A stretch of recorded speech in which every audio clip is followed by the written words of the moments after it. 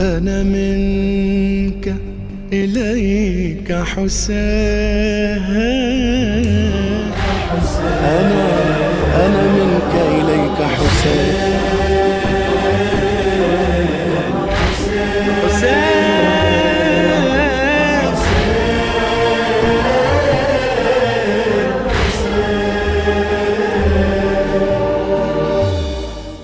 اعوذ باللہ من الشیطان اللعین الرجیم، بسم اللہ الرحمن الرحیم۔ عظم اللہ اجورنا و اجورکم بمصائب الحسین علیہ السلام، اللہم صلی علی محمد و آل محمد۔ قائم ٹی وی کینیڈا کے تمام دیکھنے اور سننے والوں کی خدمت میں بنین فاطمہ اور پروگرام کلام امام اور ہم کی پوری ٹیم کی طرف سے السلام علیکم۔ ناظرین کرام، ایام اعزا کے حوالے سے خصوصی پروگرام لے کر ہم آپ کی خدمت میں حاضر ہیں، اور آج ایک دفعہ پھر ہمارے ساتھ موجود ہیں ذاکرہ زہرا ظہر صاحبہ۔ ہم بہت شکر گزار ہیں خواہر کے کہ یہ ہمیں اپنے علم سے بہت خوب طرح سے فیضیاب کرتی ہیں۔ خدا متعال ان کے الفاظوں میں، ان کے لہجے میں مزید تاثیر پیدا کرے، الہی آمین۔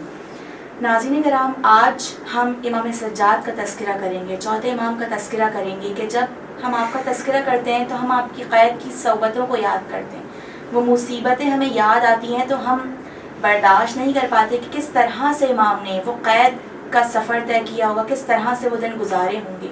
تو میرا خواہر سے پہلا سوال یہی ہے کہ ابن زیاد نے یا یزید نے جو حکم دیا آپ کو، تو کتنے دن قید میں رکھا آپ کو؟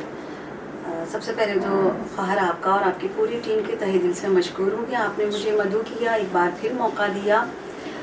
اور سوال جیسا کہ امام کتنے دن کی اسیری رہی ہے، سلام ہو ہمارا مولا سجاد پر کہ جب ہم ان کی مصائب سنتے ہیں، پڑھتے ہیں، کہ جب عام حالات میں کسی کو کوئی عہدہ ملتا ہے تو کتنی سیلیبریشن ہوتی ہے، کتنا جشن منایا جاتا ہے، مگر سلام ہو اس امام پر کہ جب صاحب منصب بنے، جب امامت کا درجہ ملا امام کو، اس وقت امام یتیم ہو چکے تھے اور اپنے بابا کے سر کو نوکے نیزہ پہ دیکھا۔ سوال یہ نہیں کہ کتنے دن کی اسیری ہے، سوال یہ ہے کہ جتنے دن کی اسیری تھی، جوان امام، سر کے بال سفید ہو چکی تھے، کمر خم ہو چکی تھی۔ جب مدینے واپس آئیں تو لوگوں نے پہچانا نہیں تھا، یہ کہا کہ اے ضعیف ذرا راستے سے ہٹ جانا۔ جب جناب صغرا ملنے کے لیے آئیں تو کہا ضعیف راستہ دے دے، تو اتنے بوڑھے اور ضعیف ہو چکے تھے شہزادی زینب بھی اور مولا سجاد بھی۔ 11 محرم کو بعض روایتوں میں ملتا ہے کہ جب یہ قافلہ اسیر ہو کر چلا ہے تو 40 کے قریب رہائی ملی ہے، تو 35 دن کا کہتے ہیں کہ 35 دن کی اسیری رہی ہے۔ اور بعض روایتوں میں یہ ملتا ہے کہ جب امام کو رہائی ملی چہلم کے قریب، اس کے بعد یہ لوگ شام سے مدینے چلے گئے تھے، اور اگلے سال پھر زیارت کے لیے پھر کربلا آئے ہیں۔ اور زیادہ تر جو مستند کتابوں میں سے ہمیں ملتا ہے وہ یہ ہے کہ 40 کے قریب رہائی ملی ہے اور پھر یہ قافلہ کربلا آیا ہے۔ تو امام کی جو صحبتیں، جو مصائب ہیں، زندگیاں تمام ہو جائیں گی مگر ہم مصائب کا حق ادا کر نہیں سکتے، کیونکہ خود مولا حسین نے کہا تھا کہ بیٹا تمہیں جہاد اکبر کرنا ہے، آسان نہیں ہے، گلے میں توق ہو، ہاتھوں میں ہتھکڑیاں، پیروں میں بھیڑیاں، اور اس پر ستم یہ ہے کہ ماں، بہنیں، پھوپھیاں کھلے سر ہوں۔ کہیں کسی مقام پر مولا نے اپنی تکلیفوں کا شکوہ نہیں کیا، کبھی نہیں کہا کہ میرا گلا زخمی ہے، میری پشت دروں سے فگار ہو چکی ہے، کبھی نہیں کیا۔ جب کیا ہمیشہ رضا کا سوال کیا۔ اور جب کوئی کہا کرتا تھا نا کہ باغی کی بہنیں، تو مولا سجاد خون کے آنسو رویا کرتے تھے اور بابا سے کہتے تھے کہ بابا آپ تلاوت قرآن جاری کریں۔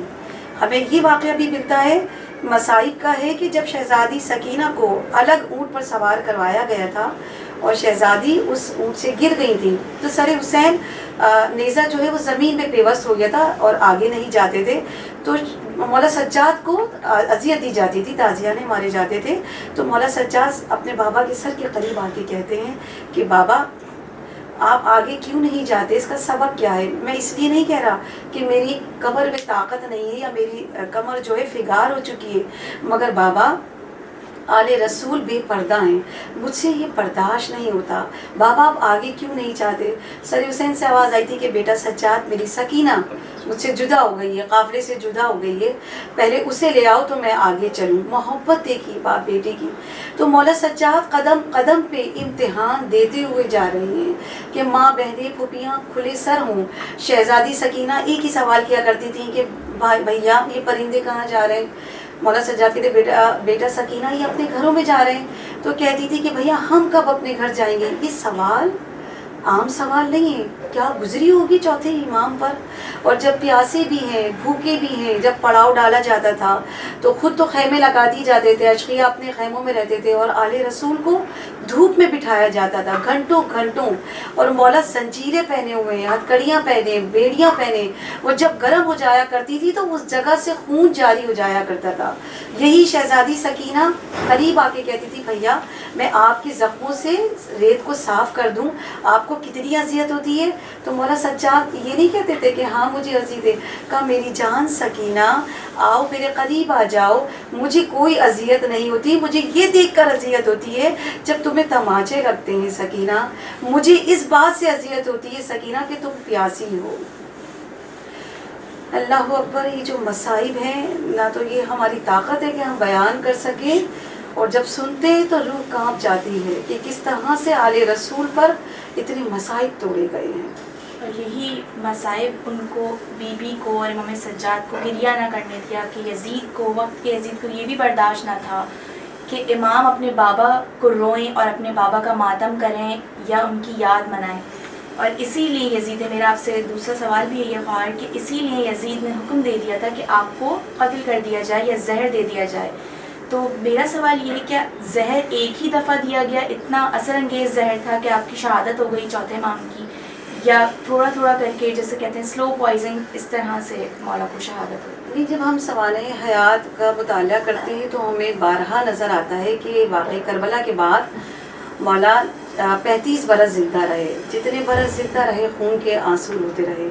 तो उस वक्त भी वक्त के हाकिम को ये बर्दाश्त नहीं थी, क्योंकि लोग माइल हो रहे थे। जब मसाइब सुनते थे ना, मदीने जब ये लुटा हुआ काफिला वापस आया तो एक ही काम था, सुबह शाम मजलिस करते थे, लोगों का हुजूम होता था। कभी वहाँ मसाइब पढ़ने की ज़रूरत नहीं थी। बयान करने वाले ख़तीब कौन थे? खुद मौला सज्जाद और शहजादी ज़ैनब जब बयान करती थी तो लोग धाड़े मार के रोया करते थे, पूछा करते थे। तो काफ़ी मतलब बगावत फूट पड़ी थी, तहरीकें काम अंजाम दे रही थी। उसमें तवाबीन का भी हमें जिक्र मिलता है, कई साल जारी रही। फिर जनाब मुख्तार की तहरीक चली, फिर कितने साल वो चलती रही है। तो बारहा जो हाकिम था वो चाहता था कि आवाज़ भी दबा दी जाए, और मौला सज्जाद को कई मरतबा गिरफ्तार करके लाया गया। मगर किताबों में ये नहीं लिखा कि कितने दिन या कितने महीने उनको असीर किया गया। कई मरतबा गिरफ्तार करके लाया ज़रूर गया, मगर लोग उसके ख़िलाफ़ हो चुके थे और इसलिए वो डर की वजह से वापस रिहा कर दिया करता था। तो उस जो बार बार जो असीरी हुई है वो चंद दिनों की थी। और रही जहर की बात, तो कोशिश कई मरतबा की गई मगर नाकाम रहे। हाँ, आखिरी बार 25 मुहर्रम को कि जब वलीद इब्ने अब्दुल मलिक ने जहर दिया है। सबसे पहले अब्दुल मलिक हाकिम था, फिर उसके बाद उसका बेटा वलीद अब्दुल मलिक जब बरसर इक़्तिदार आया तो उसने फिर अपना एक दस्ता भेजा। उसके ज़रिए जहर इतना शदीद था, मौला जानते थे, और वो जब जहर दिया गया तो फिर मौला जाबर ना रो सके, शहादत हो गई। और जब शहादत हुई है तो मदीने में कोहराम मच गया और एक क़यामत बर्पा हुई, क्योंकि मौला सज्जाद रात की तारीकी में तमाम बेवाओं, यतीमों, मिस्कीनों को खाना पहुंचाया करते थे, रोटियां पहुंचाया करते थे। कि जब गुस्ल दिया चौथे इमाम ने तो उनके पुश्त जो थी वो फिगार थी कि निशान पड़ चुका था। तो जब मौला की शहादत हुई तो पूरा मदीना गम में डूब चुका था। लिहाजा वलीद अब्दुल मलिक ने जब जहर दिया तो तब मौला की शहादत हुई है 35 साल के बाद, वाक़ई करबला के 35 साल के बाद। बाहर आपने बहुत खूब हमें समझाया। नाज़रीन इकराम, यहाँ ब्रेक का वक्त आता है, हम वक्फे के बाद हाजिर होते हैं और गुफ्तगू का सिलसिला यहीं से जारी रखेंगे। सलाम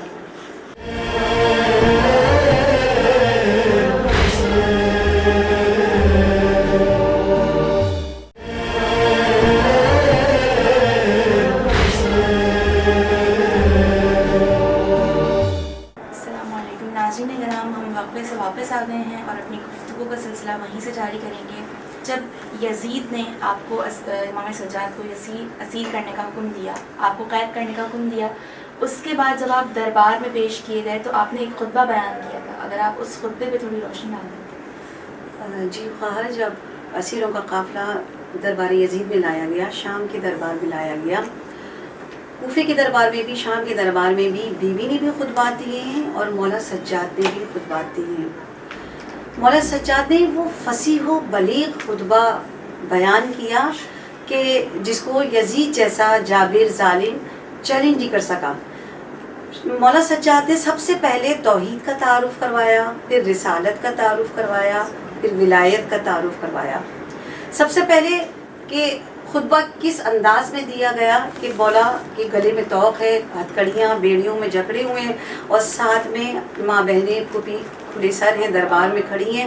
اس وقت مولا سجاد نے کہا کہ یزید کہ اگر تم مجھے اجازت دے تو ان لکڑیوں کے ڈھیر پر آؤں. یہ نہیں کہا کہ ممبر پہ آ جاؤں, اگر تو اجازت دے تو میں اس پر آ کر کچھ بیان کروں. یزید چاہتا نہیں تھا کہ مولا کچھ بیان کریں, وہ جانتا تھا کہ فصاحت و بلاغت ان کی وراثت ہے اور اس سے پورا دربار جو ہے مروب ہو جائے گا. لوگوں نے کہا کہ یزید کیوں منع کرتا ہے, یہ اتنا نحیف, اتنا کمزور, یہ کیا کہے گا, اس کو اجازت دے دے کہنے دے. جب مولا آئے اور مولا نے کہا کہ میں کس کا بیٹا ہوں, پہلے تعارف کروایا.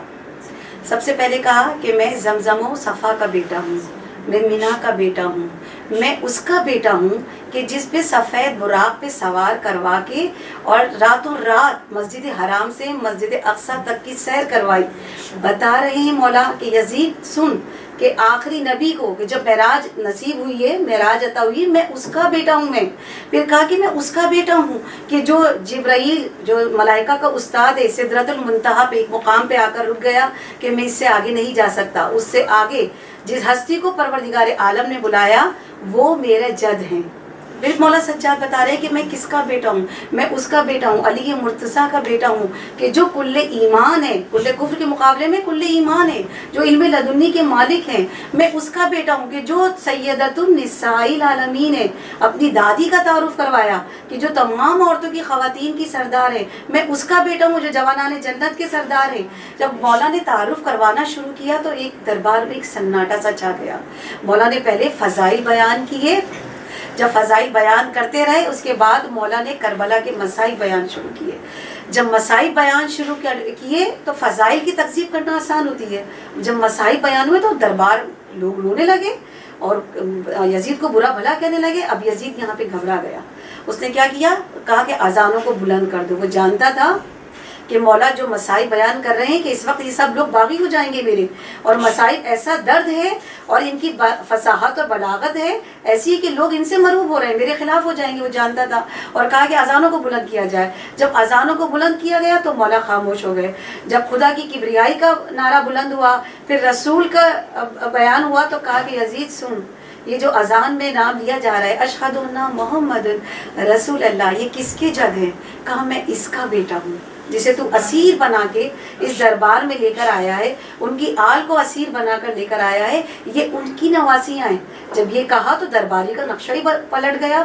اور جب اذانیں بلند ہوئی تو مولا سجاد خاموش ہو گئے, اور جیسے جیسے اذان کے الفاظ بیان ہوتے جاتے تھے اور مولا وضاحت کرتے جاتے تھے, لوگوں نے کہا کہ قسم خدا کی یہ وارث انبیاء ہیں, یہ وارث ہیں اصل, کہ جتنی فصاحت و بلاغت سے انہوں نے بیان کیا ہے. جب یہ نقشہ پلٹ گیا تو یزید گھبرا گیا اور خطبے کو فوراً روک دیا. امام بتانا یہ چاہتے تھے کہ یزید دیکھ لے, میں نے جو کچھ خطبے میں بیان کیا ہے, اگر تجھ میں ہمت ہے تو اس میں سے کسی ایک حصے کو چیلنج کر کے بتا دے. مگر یزید نے کسی بات سے انکار نہیں کیا. یہ نہیں کہا کہ آپ غلط کہہ رہے ہیں, یہ نہیں کہا کہ آپ فضائل بیان کر رہے ہیں یہ جھوٹے ہیں معاذ اللہ.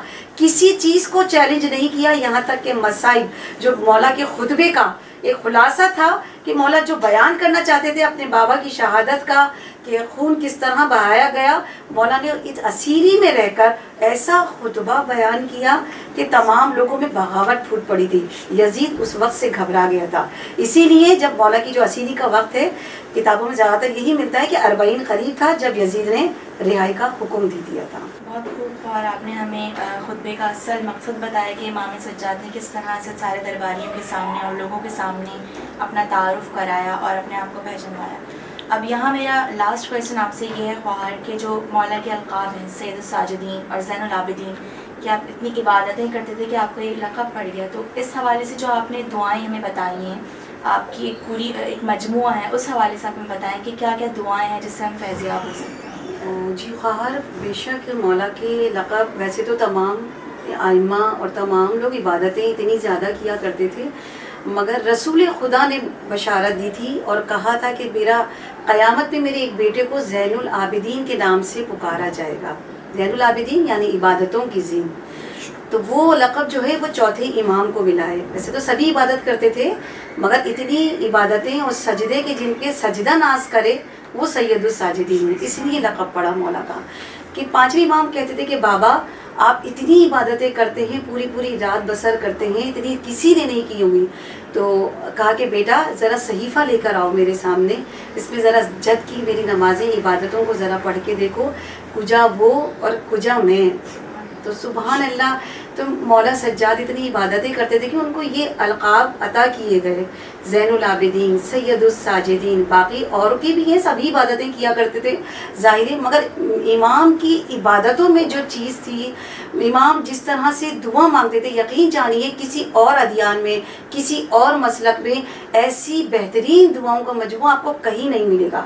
جو دعاؤں کا خزانہ چوتھے امام کی صورت میں ہمیں ملا ہے، جو صحیفہ سجادیہ، صحیفہ کاملہ کے نام سے مشہور ہیں، ان میں آپ ان کا مطالعہ کریں تو احساس ہوگا ہمیں کہ دعا مانگنے کا سلیقہ کیا ہوتا ہے، یہ چوتھے امام نے سکھایا ہے۔ ہم اور آپ دعا مانگتے ہیں، پالنے والے تو بزرگ و برتر ہے، ہمیں یہ عطا کر دے۔ امام کس طرح سے دعا کر رہے ہیں کہ کہتے ہیں کہ امام لوگ بتاتے ہیں کہ خانہ کعبہ کے غلاف کو پکڑ کے ایک جوان دعا کر رہا ہے، اتنی گریہ وزاری کرتے کرتے کہ مولا بے ہوش ہو گئے۔ لوگوں نے پوچھا یہ کون ہے، جب قریب جا کے دیکھا تو وہ چوتھے امام تھے۔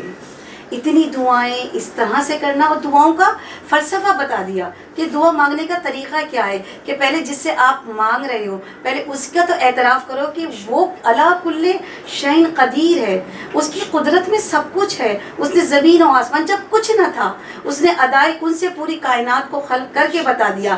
امام سلیقہ سکھا رہے ہیں کہ دعا کس طرح مانگی جائے۔ اے پروردگار، مولا کس طرح دعا کر رہے ہیں کہ پروردگار کہ تیری بارگاہ میں آ رہا ہوں، میں تجھ سے طلب کر رہا ہوں کہ آج رات کے اس پہر میں جب دنیا کے تمام بادشاہ، دنیا کے تمام شہنشاہوں کے دربار ایک وقت میں بند ہو جاتے ہیں، اب اس وقت تمام دربار بند ہیں، مگر پروردگار عالم تیری ذات کے کیا کہنے کہ تیرا دربار اس وقت بھی کھلا ہے، جو آنا چاہے تیرے دربار میں تجھ سے طلب کرتا ہے، اور تو اپنے بندوں کی صدا کو سنتا ہے، بے شک تو سمیع البصیر ہے، تو سننے والا ہے، تو دلوں کے حال کو جاننے والا ہے۔ مولا نے کس طرح سے بتا دیا۔ اور جب مولا عبادت کے لیے کھڑے ہوا کرتے تھے نا، کہتے ہیں لوگ بتاتے کہ جب وضو کرتے تھے تو مولا کے چہرے کا رنگ متغیر ہو جاتا تھا، اور جب مصلی پر آتے تھے تو اتنا آنسو جاری ہوتے تھے کہ ریش مبارک تر ہو جایا کرتی تھی۔ تو لوگ پوچھا کرتے تھے کہ مولا آپ وضو کرتے تو آپ کا رنگ متغیر کیوں ہو جاتا ہے؟ کہا کہ کیونکہ میں کانپ رہا ہوتا ہوں کہ میں اس کی بارگاہ میں جا رہا ہوں کہ جو رب العالمین ہے، جو تمام جہانوں کا پالنے والا ہے۔ عبادتوں کا انداز مولا سجاد سکھا رہے، دعاؤں کا سلیقہ مولا سجاد سکھا رہے۔ کون سی دعا ہے صحیفہ سجادیہ میں جو موجود نہ ہو؟ اولاد کے حوالے سے، روزگار کے حوالے سے، شادی کے حوالے سے، گھر کے حوالے سے بہترین دعاؤں کے مجموعے کا نام صحیفہ سجادیہ ہے۔ آپ کو جو دعا چاہیے آپ اس کتاب میں سے نکالیے۔ اتنے بہترین طریقے سے مولا نے دعاؤں کا مجموعہ بنایا ہے ہمارے اور آپ کے لیے۔